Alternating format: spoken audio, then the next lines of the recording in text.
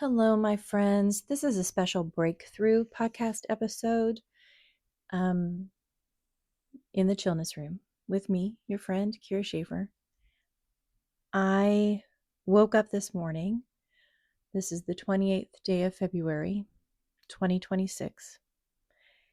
And I woke up to the news that we are now at war with Iran. And a lot of feelings came up for me with this. As a matter of fact, just talking about it makes me want to cry. And it was interesting because I couldn't sleep last night. My husband couldn't sleep last night. And whenever there's a big thing like this, I don't know if you experienced this yourself, but we literally, when we have really bad nights of sleep, we are always curious about what's actually going on in the zeitgeist, what's going on in mass consciousness. We pick up on it. And almost always it delivers. We find out there's something happening in the world of dichotomy, the world of form, that is startling, hurtful, shocking, scary, and can bring in a lot of fear and doubt and all those things.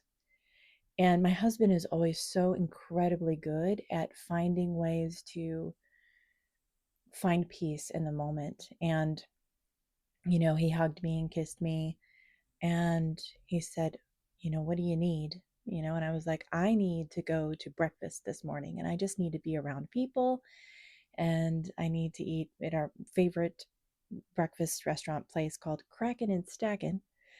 And it helped me kind of get out of the mindset that I was getting ready to go deep down into. So getting out was really helpful. But the other things that I did was, I kind of looked up some kind of Buddhist, philosophy around these kinds of things. And I want to share that with you. And I think I'll share a story from my Little Zen Stories book that I wrote recently that you probably know about if you've listened to this podcast before, that actually has maybe nothing to do with any of those things that are actually going on, but I read it myself and I felt a little bit better. So I'll probably share that as well. But before we get started into that, I want to just go through some of these concepts. And it doesn't matter whether you're Christian or you're Muslim or you are Buddhist, or these are genuinely like pretty much universal in a way. But Buddhism has a really clear way of managing suffering, our own suffering, the suffering of others, how to feel about big events. And it's ancient wisdom. So I like to use it as a touchstone for me. It works for me, right? So dukkha is suffering is real and shared. So that's our kind of first step into this, is saying, you know what, I'm suffering, I'm struggling. There's something happening in the world that I find very, very real and very scary. Now, you may be like, Kyra, doesn't matter to me. It's all been explained. This is supposed to happen this way. It's all good. Why are you even worried about it? Right? That's fine. Maybe this isn't your podcast to listen to, and that's okay. You can please feel free to listen to my other things. That's going to apply maybe more. But if you have any suffering in your life at all, first step is recognizing it and speaking to it. Hey, haha, I don't like this. This is painful. This hurts. I don't know what to do. So just move into that space for a moment with me. Speak to it. Karuna is where we have compassion for all sides. This is the second step.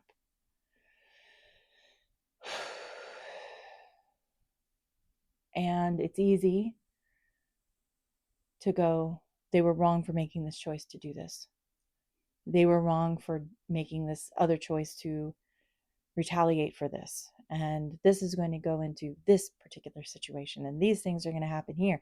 And I've seen it a million times. It's all going to get worse from here. And I know that it's going to be bad because I've seen it be bad. I remember when I was a youngin', and I had headphones, like a Walkman, and it had AM, FM radio on it. And I would listen to the radio announcements. I don't know why it was at bedtime, but for some reason, that was the only time I guess I had space where I could just get clear about kind of what was happening in the Middle East. And yeah, I was young. And I was just I would listen to gunfire, and I would listen to the reporting, and I would listen to people that had boots on the ground, and I would listen to the interviews, and I would listen to all of those things. And I don't know why I chose to do that, but for some reason it felt a little bit better than not knowing what was happening. And, sometimes we just have to find the better feeling place for us. And I was interested in understanding why things were happening the way that they were. And even though I didn't really necessarily get any insights, I was just getting kind of information that my young mind couldn't really put its arms around. But I at least got an idea.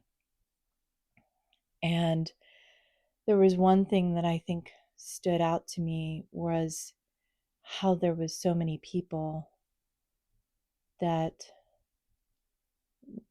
they didn't carry weapons. They were just regular people like you and me living our everyday lives. They weren't military people, but yet they were struggling and suffering and in a lot of pain. And I felt like, okay, what about them? Don't they deserve peace? No. So the people that we were supposed to hate or to be against or to hurt or to harm, to make them be more what? Like us? To take their choice away? Through force? Through fear? Through intimidation? Because we weren't comfortable with their way of life? Because we don't like anything that isn't like us? So when I looked at things in that way, and I look at things like this, karuna is compassion for all sides. So anywhere they're suffering, for people to take this kind of action, they're suffering there. For people to retaliate to that action, they're suffering there. For people that are innocent and just in the midst of all of this turmoil, there can be compassion there because there is suffering there. And they're suffering here. And they're suffering with us individually. So when we can see that there's universal suffering, we can have compassion if we choose to. Dhammapada is understanding that hatred never ends hatred. Only love ends hatred. So I can I can not even just make myself, I can feel hatred for these things that are happening because of the leadership in our government, regardless of their justifications. But that's not going to end the hatred. It's just going to cause me more suffering. I could nothing them. I don't know if you've ever heard that term. They're just nothing. I could become, better way to say that is neutral. That's better than hatred. It's not love, but that's okay. We get to where we get to, and that's fine. As you know, in my other episodes, I talk about kind of getting to the better feeling place, like Abraham teaches us, to just get a little bit better in our feelings. And sometimes hatred is up the scale from powerlessness. So if we got to get somewhere first and then get a little bit farther along gradually, that's okay too. But you're not forced. You don't have to do anything. It's just Dhammapada. It's just this is what it is. Hate doesn't end hate. Only love can do that, right? The next one is you don't have to carry the world, right? You don't have to carry the world on your shoulders. I know you have been, and I know that you have families, and I know that you take care of a lot of people probably in your life, or maybe you just take care of you and your cat and your dog, and that can feel like a lot sometimes. But whatever it is for you, I completely get it. Everything can feel really overwhelming sometimes, but you don't have to carry the world. So kind of a gentle prayer or an opening up or a potential to release a feeling of powerlessness, maybe, is metta, which is sending loving kindness to everyone. And that prayer can be, may you be safe. May you be protected from harm. May you find peace. May your hearts be at ease. I'm going to repeat that 2 more times because I like that kind of repetition. May you be safe. May you be protected from harm. May you find peace. May your hearts be at ease. May you be safe. May you be protected from harm. May you find peace. May your hearts be at ease.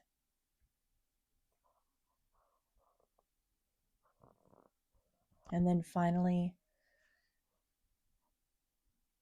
allowing distress to become compassion instead of despair.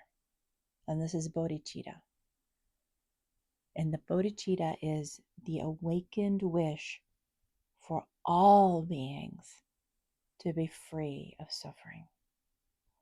All beings, even the ones that you blame, bodhicitta, the awakened wish for all beings to be free of suffering. Let's all just take a nice breath on that with an extended out breath. Take a few more of those. Because listen, I can tell you these things, and you can maybe put a couple of them into your awareness and maybe even into practice. But if you are struggling right now and you're upset and you're crying maybe, or you're angry, or you're frustrated, or you're in fear about maybe a loved one or family member that is going overseas, or you're maybe in Iran and you don't know what to do. Maybe your family members have already been killed, or hurt or harmed or in harm's way. Or maybe our military that's overseas has already been hurt or harmed. Or maybe there's Iranians in the US that are sad and struggling and in fear for their family overseas. And the Americans who never wanted a war, never asked for it, never ever wanted it, never ever thought that it would be something that would come in because they wanted to hire someone who told them they would never do that. And they're just realizing that this is something that they really didn't sign up for. Everyone that is in this process right now still deserves to be free of suffering and deserves right now to be sent love and peace. So I'll say that metta is sending loving kindness May you be safe. May you be protected from harm. May you find peace. May your hearts be at ease. Now I'm going to read from my Little Zen Stories. And again, this is not related to kind of what we've been talking about. It's something different, and it kind of reminds me recently, my husband and I took a mountain path. And I can tell you a lot of things that happened on that mountain path. And I will tell you after the story. But I related to this so much, and I just want to share it with you. So the mountain path. 2 monks set out to climb a sacred mountain. Both had trained for years. Both carried the same provisions. Both started at dawn. The first monk climbed steadily, his eyes fixed on the summit. When the path forked, he always chose the steeper route. When he grew tired, he pushed harder. Other pilgrims passed him, going down, their faces peaceful. He barely looked at them. Almost there, he told himself at each turn. The second monk climbed slowly. He stopped often to drink from a stream, to rest in the shade, to help an elderly woman adjust her pack. When the path forked, he sometimes chose the longer way because it passed through a grove of cedars.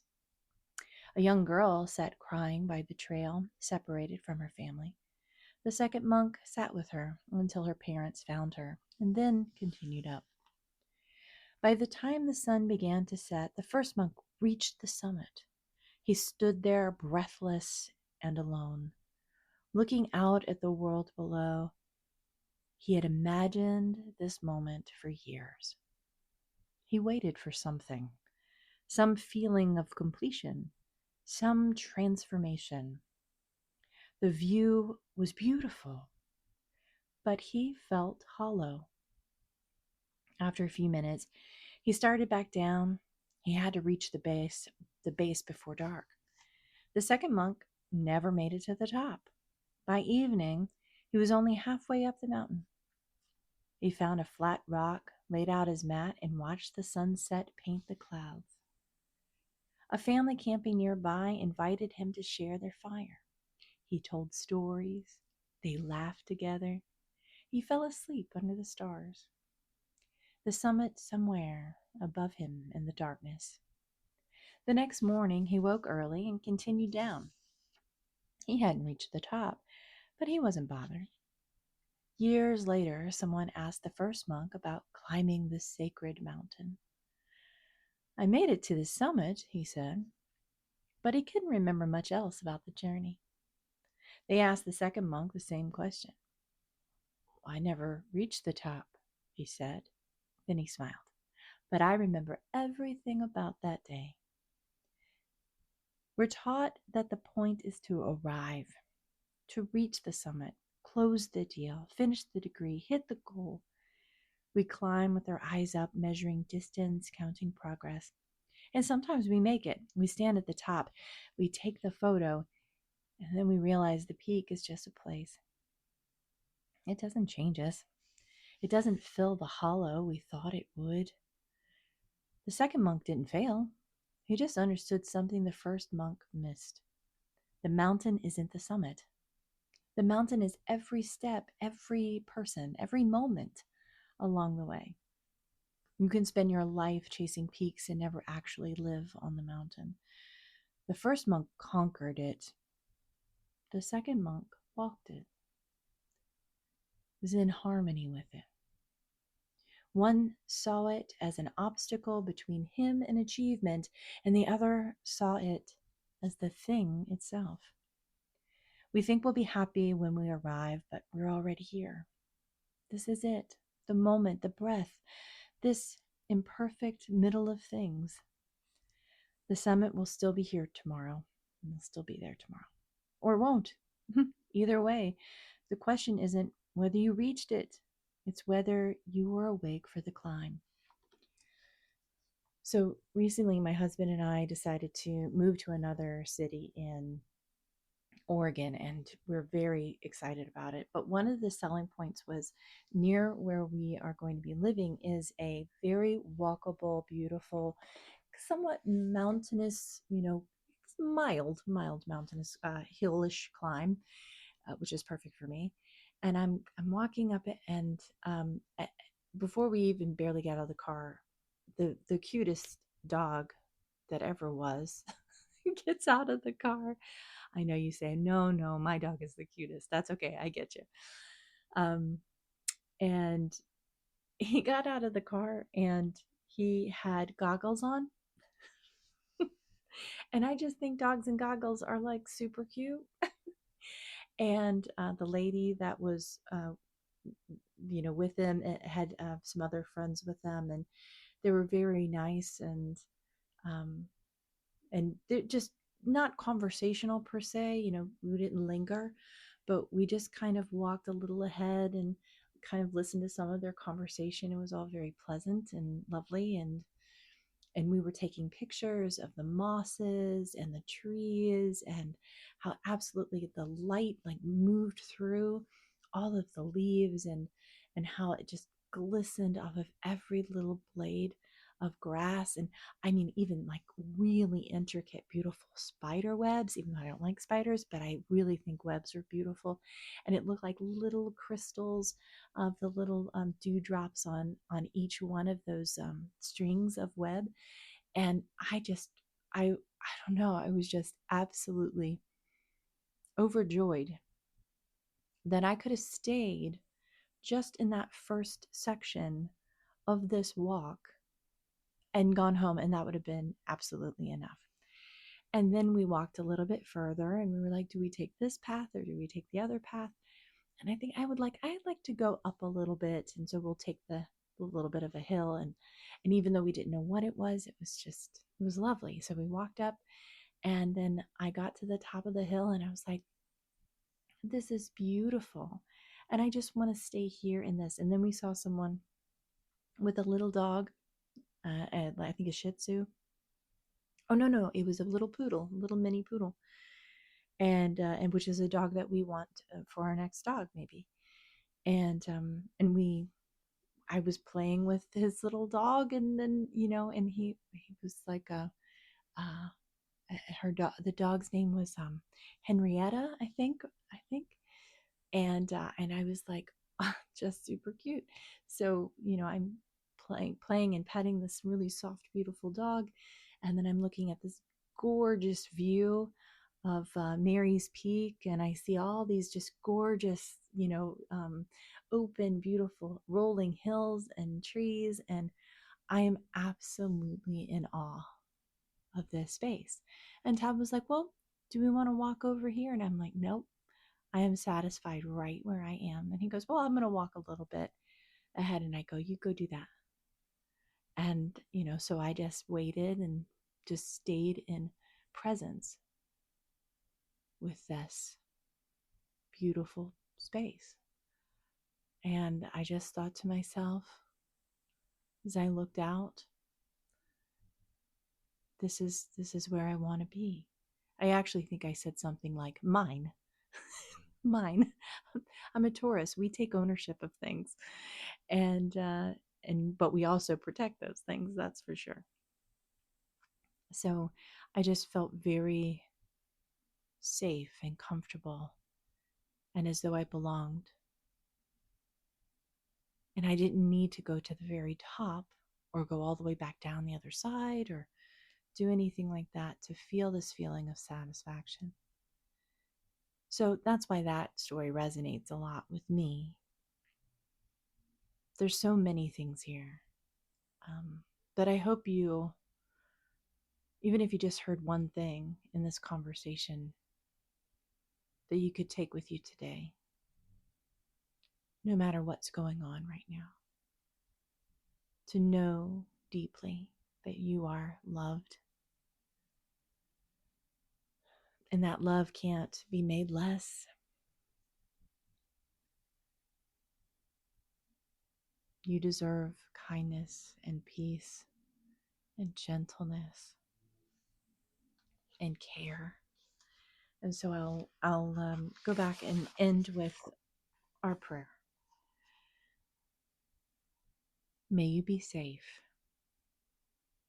May you be protected from harm. May you find peace.